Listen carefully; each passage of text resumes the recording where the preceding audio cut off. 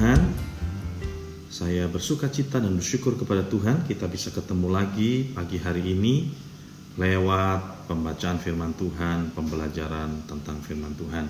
Saya percaya penyertaan Tuhan sempurna atas hidup kita. Dan pagi hari ini saya masih melanjutkan pelajaran kita mengenai kitab Ratapan. Kita masuk dalam Ratapan bagian yang keempat. Pada bagian ini saya akan mengajarkan sedikit kepada saudara latar belakang kitab Ratapan ini ditulis. Dan setidaknya 3 alasan mengapa kita harus mempelajari kitab Ratapan dan mengapa kita harus memakai pola ratapan dalam kehidupan kita, terutama ketika kita sedang menghadapi masalah yang begitu besar. Kitab Ratapan ini ditulis oleh Nabi Yeremia, Bapak dan Ibu. Kita semua tahu bahwa kerajaan Israel terpecah menjadi 2 di penghujung pemerintahan Raja Salomo. Setelah Raja Salomo mati, maka kerajaan ini terpecah menjadi 2, yaitu bagian utara beribu kota Samaria, itu dihuni oleh 10 suku anak-anak Yakub. Kemudian di bagian selatan beribu kota di Yerusalem hanya dihuni oleh 2 suku, yaitu suku Yehuda dan suku Benyamin. Bagian utara secara terang-terangan mereka langsung melakukan apa yang jahat di mata Tuhan, itu yang dituliskan oleh Alkitab. Mereka membuat tempat-tempat pengorbanan kepada Allah-Allah yang lain, ya, sehingga bagian utara ini mereka memakai nama Israel. Mereka ditaklukkan bangsa Asyur tahun 722 sebelum Masehi. Sedangkan bagian selatan yang beribu kota di Yerusalem itu memakai nama Yehuda, dan Yehuda ini dikepung oleh kerajaan Babel pada tahun 586 sebelum Masehi. Kisahnya saudara boleh baca dalam 2 Raja-Raja pasal yang ke-25. Di situ saudara akan punya gambaran bagaimana Babelonia mengepung Yehuda, Yerusalem selama 3 tahun. Ya, selama 3 tahun dikepung, diisolasi di dalam, tidak bisa keluar, tidak bisa masuk. Nah, saudara boleh membaca dalam 2 Raja-Raja 25 untuk melihat kehancuran Yehuda, kehancuran Yerusalem, untuk memperjelas apa yang sedang kita pelajari pada pagi hari ini. Di sana diceritakan bahwa kehancuran secara masif terjadi di kota Yerusalem. Bahkan ketika kitab Ratapan ini ditulis oleh Yeremia, dia menggunakan sebuah pola yang disebut pola akrostik. Pada pasal yang pertama dan yang kedua, kitab Ratapan ini mempunyai pola akrostik. Akrostik itu apa? Pasal yang pertama itu terdiri dari 22 ayat, pasal yang kedua juga terdiri dari 22 ayat. Ayat yang pertama sampai ayat yang terakhir itu dimulai dari abjad Ibrani, mulai dari Alef sampai Tav terakhir. Ya, 1, 2, 3 dari Alef, Bet, Gimel, terus sampai Tav sampai 22. Pasal yang kedua juga sama, dimulai dari Alef sampai Tav. Itu disebut akrostik secara puitis. Ternyata Yeremia ini selain seorang nabi, Yeremia seorang pujangga, begitu kira-kira. Dia menggambarkan kehancuran Yerusalem melalui pola akrostik dari abjad Ibrani, dari Alef sampai Tav. Apa yang kita bisa pelajari dari sini? Nabi Yeremia mencoba memberikan sebuah penggambaran menggunakan pola akrostik ini, berarti kehancuran itu menyeluruh dari A sampai Z, begitu kira-kira. Abjad Yunani ada 22. Dari A sampai Z, dari Alef sampai Tav. Hancur lebur total. Seperti tadi yang saya bilang, saudara bisa membaca dalam 2 Raja-Raja 25. Di sana saudara akan melihat satu kehancuran yang masif. Nah, saya bersyukur bahwa ada sebuah kitab yang namanya Ratapan yang dimasukkan dalam kanon. Kemudian kita bisa mempelajari pola ini, dan saya percaya Roh Kudus yang mengilhamkan penulisan kanon ini juga sejalan dengan teori dalam dunia psikologi bahwa sebuah sebuah duka cita, sebuah kehilangan, sebuah penderitaan itu tidak boleh diabaikan. Ya. Sebuah kesulitan, sebuah penderitaan, kehilangan, duka cita yang begitu dalam, itu harus diproses, Bapak dan Ibu. Hati ini perlu waktu dan perlu cara untuk memproses, dan saya bersyukur kita sudah belajar sejauh ini bagaimana memproses itu semua melalui kitab Ratapan. Kitab Ratapan memberikan kita contoh banyak bagaimana kita memproses sebuah duka cita. Di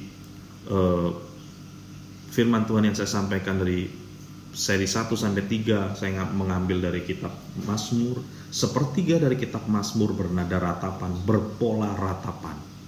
Ya. Jadi saya bersyukur bahwa Tuhan tahu kebutuhan hati kita. Dia bukan Allah yang ignorance, bukan Allah yang cuek yang hanya selalu berkata lupakan atau ampuni atau sudah selesai, tidak, tapi dia memberikan sebuah jalan, sebuah pola yang begitu lembut, pola ratapan itu supaya hati kita bisa memproses sebuah duka cita yang begitu dalam. Nah, alasan yang pertama kenapa kita perlu mempelajari kitab Ratapan dan pola ratapan ini, yang pertama saya gambarkan sebagai berikut. Ratapan ini memiliki cara lain untuk membantu saudara dan saya untuk melihat sesuatu melalui sebuah penderitaan. Ya, saya tidak berkata bahwa Tuhan ingin kita menderita, tapi saya juga tidak bisa berkata bahwa Tuhan tidak berbicara atau mengajarkan kita lewat penderitaan. Penggambaran yang paling mudah untuk kita semua adalah bagaimana cara kita tahu mengenai hal ini adalah hubungan kita sering digambarkan oleh Alkitab, hubungan kita dengan Tuhan digambarkan ayah dengan anak. Alkitab memberikan parabel yang begitu banyak mengenai hal ini. Dan kita bisa mempelajari di sini, ketika ada sebuah duka cita atau penderitaan yang begitu mendalam, itu bukan berarti ayah kita menginginkan kita menderita. Tetapi di satu sisi kita juga tidak bisa berkata bahwa hidup kita akan stress free, semua tersedia tanpa sesuatu yang kita hadapi sebagai tantangan dalam hidup kita. Maka hidup kita akan sangat rapuh dan begitu mudah menyerah dalam situasi-situasi tertentu. Nah, saya percaya bahwa alasan yang pertama, kita bisa melihat sesuatu yang mungkin tidak bisa kita lihat ketika keadaan baik-baik saja. Tapi ketika hidup ini memberikan kesulitan yang begitu mendalam, kehidupan ini sedang tidak ramah kepada kita, saya percaya ada sesuatu yang bisa kita lihat ketika keadaan kita pun terjepit. Jadi saya berkata bahwa yang pertama adalah ratapan adalah prisma yang diberikan Tuhan untuk kita memahami sebuah jalan menuju kepada pertumbuhan.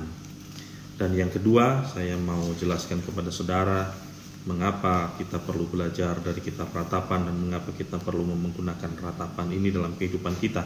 Yang kedua adalah ratapan adalah sebuah lagu yang kita nyanyikan ketika kita hidup di dalam dunia. Ya, nanti satu saat kita ada di Yerusalem baru. Alkitab berkata dalam Wahyu 21 ayat yang keempat, di sana tidak ada lagi perkabungan, tidak ada air mata, tidak ada ratap tangis, tidak ada duka cita. Tapi itu belum datang, Yerusalem baru belum datang. Sekarang ini kita hidup di dunia yang faktual, yang nyata.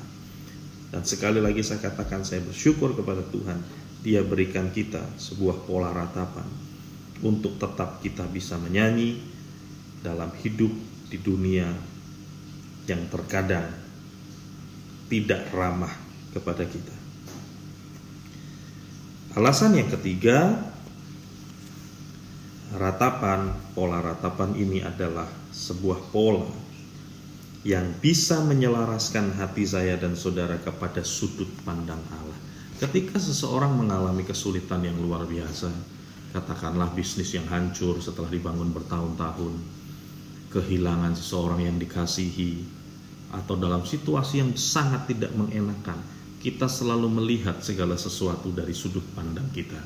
Tapi berita baik pagi hari ini melalui pola ratapan, ketika kita masuk dalam pola ratapan, membawa semuanya itu ke hadapan Tuhan seperti yang saya ajarkan dalam pertemuan yang pertama dan sampai ketiga, Ketika kita menggunakan pola ratapan, kita menyelaraskan hati kita untuk melihat apa yang sedang terjadi ini menurut pola pandang Allah. Mari kita berdoa bersama-sama. Tuhan, terima kasih melalui renungan yang singkat pagi hari ini hamba berdoa. Setiap mereka yang mendengarkan boleh mengerti, boleh mencerna pola ratapan ini dengan baik dan menggunakannya dalam kehidupan kami sehari-hari ketika kami sedang menghadapi sesuatu yang sangat sulit untuk kami cerna. Terima kasih Tuhan, kami berdoa, hamba berdoa untuk siapapun yang mendengarkan. Ketika mereka sedang menghadapi masalah, biar Tuhan sendiri yang bertindak, Tuhan sendiri yang berdaulat atas hidup mereka, dan mereka bisa memproses semua apa yang mereka hadapi dengan baik dengan penyertaan Tuhan dan Roh Kudus. Terima kasih. Sertai sepanjang hari kami beraktivitas, kami mengucap syukur kepada Tuhan semoga amat Yesus Kristus.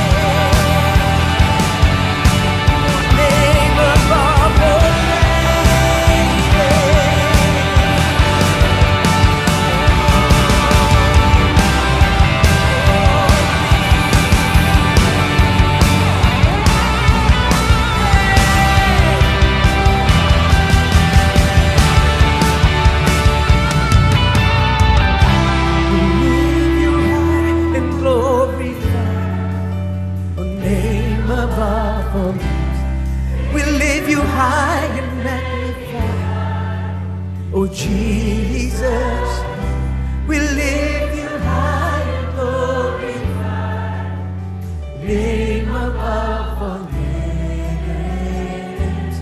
Oh, name above all names. Oh, one more time. Oh, name above all names. Oh.